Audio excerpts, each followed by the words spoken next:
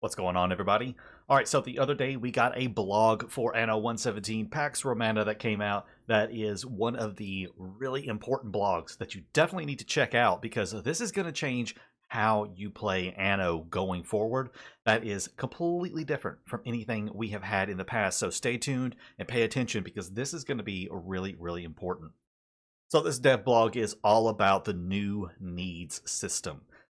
Providing needs for your people, providing sausages, fishes, energy drinks, whatever Anno game you're playing, whatever goods need to be supplied, you have to supply those to advance your population. It's a core aspect of the Anno gameplay, providing goods for production and upgrading your people to the next level.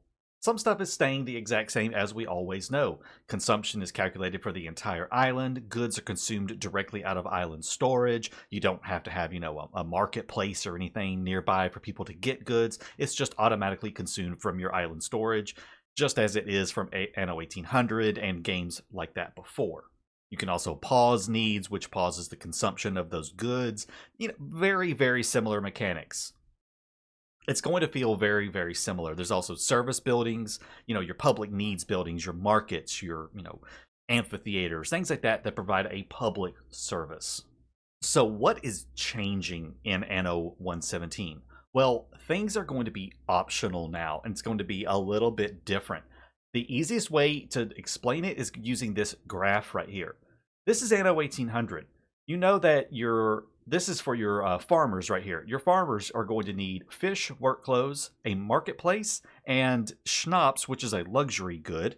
But you can provide them with schnapps to have them provided with those goods, and you can upgrade them from farmers into workers. Anno 117 changes this formula to have optional goods. Now, you can either choose to provide them with, let's say, sardines or porridge. You can provide them with tunics or some sort of hat. And then you can provide them with either, this is like a marketplace or like a tavern sort of building. I think that's what that's supposed to be. So we have options. We have a food, we have clothing, and we have public buildings. And we can pick and choose which one of these we want to supply based on island fertilities and based on attributes, which we'll get to in just a second. So now we have a choice on what we want to supply. We can supply one thing or all the stuff that particular residential tier requires.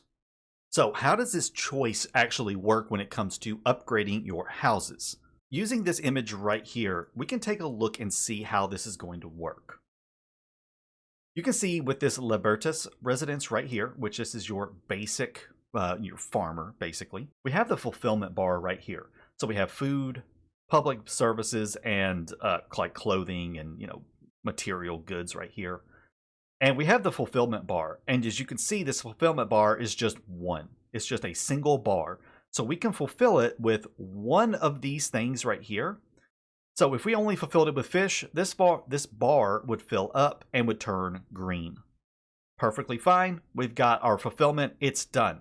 We just need to fulfill one more thing from each of these, and we can upgrade them into plebeians. So now we can pick and choose based on how this works. The plebeians over here, you have 3 bars now that you have to fulfill. If we take a look down here, fish is worth 1, porridge is worth 1, but then we have bread right here, which is worth 2, and we have, I think that's garum right there, which is worth 2 as well.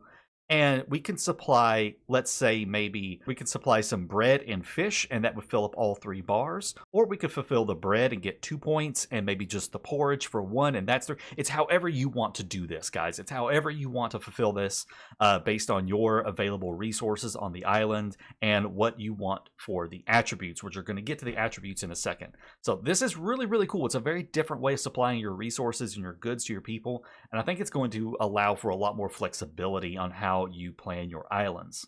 Now, let's talk about attributes.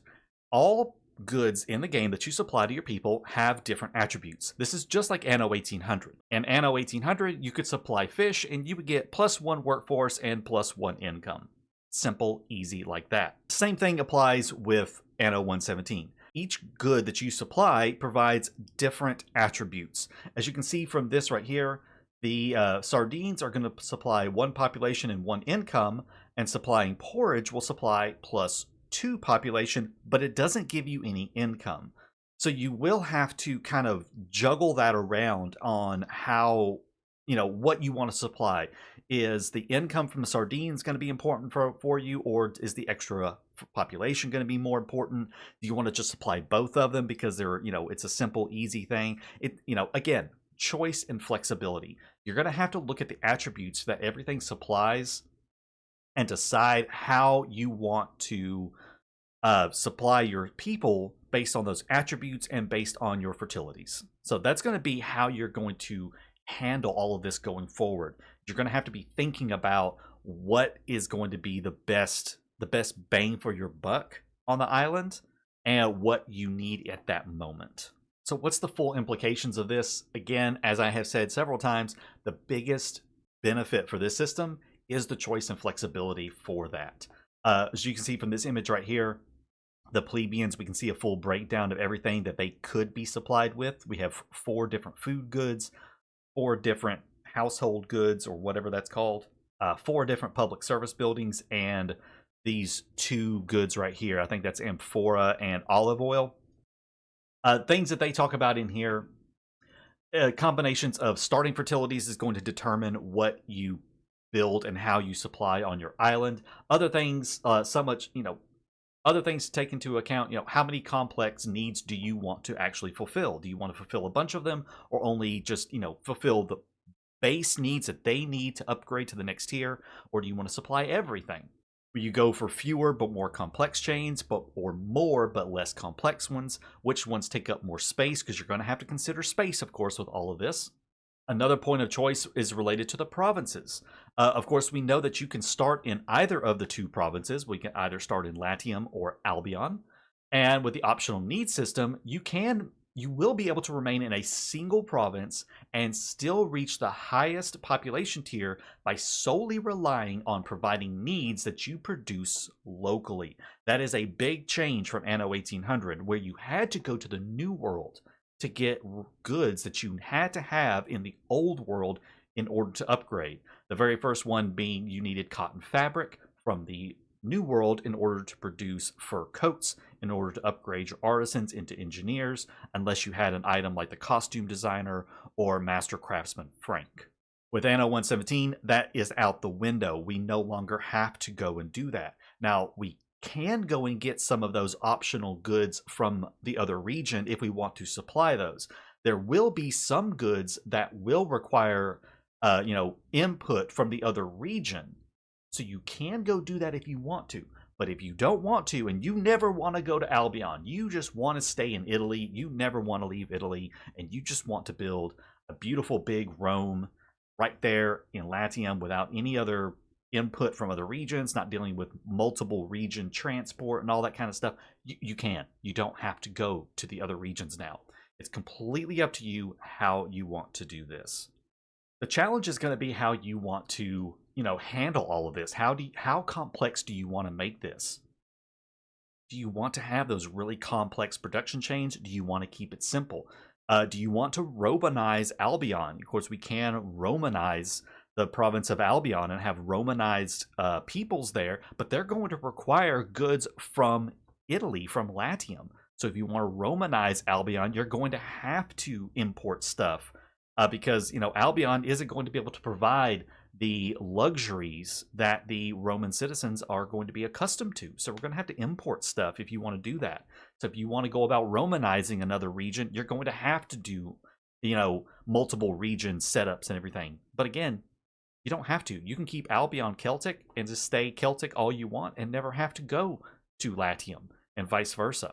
It's a really cool system. I really, really like this change, and I really like this, agency that it's giving to players to choose your own path and do things how you want based on your situation and your own goals. What do you think about this system, guys? What do you think about all of these new needs system and how this is going to work? Let me know down below in the comments. And that is it for me, guys. Hope you enjoyed this little dev blog. Hope you enjoyed this little dev blog insight and everything, and we got some great information on this new system. I'm really looking forward to it. I hope you are as well. Don't forget there is a gameplay reveal coming up. I think it's next month in May. I think that's what they said is the gameplay reveal in May, so we're finally going to get to see some gameplay for Anno 117. I'm definitely looking forward to that. Hope you are too. Have a great rest of the day, guys. Take care.